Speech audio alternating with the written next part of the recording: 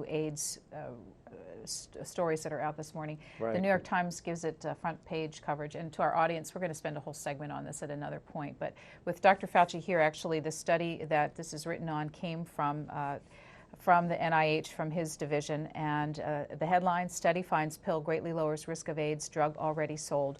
How significant a finding, and what is the finding? Well, as I said and quoted in that article, it is a huge finding. It is really very significant. What the study showed was that in a study involving men who had sex with men, they divided it into two groups. One received what's called a placebo, and the other received a drug called Truvada, which is commonly and extensively used throughout the world to treat people who are already infected with HIV. In this case, it was used to see if you took a pill every day and you're at a high risk of infection because of your practices, your sexual practices, even if you use condoms and try and reduce the number of partners, will taking the pill decrease your risk of getting infected? And the results were really quite clear that of the individuals who took the pill, overall in the study, there was a 44% decrease in the risk of HIV infection compared to the placebo. But importantly, for those who took the drug, for at least 90% of the days they were supposed to take the drug, the decrease in risk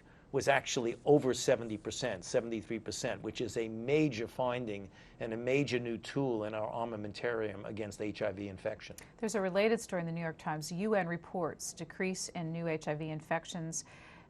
Fewer people are being infected with the virus that causes AIDS than at the epidemic's peak, they write, but progress against the disease is still halting and fragile. The United Nations AIDS Fighting Agency reported on Tuesday.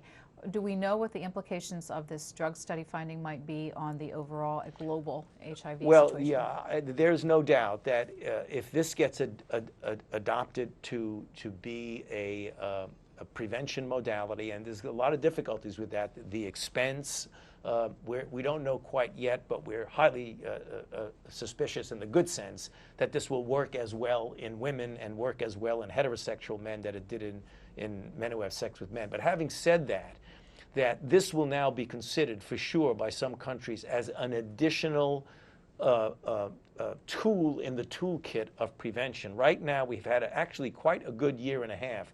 We had a vaccine tested in Thailand that was modestly effective. We're not there yet. We had some very good results with topical microbicides in a South African study in women, and now we have this rather striking result with pre-exposure prophylaxis. As these things mature over the years, I think you're going to see headlines in the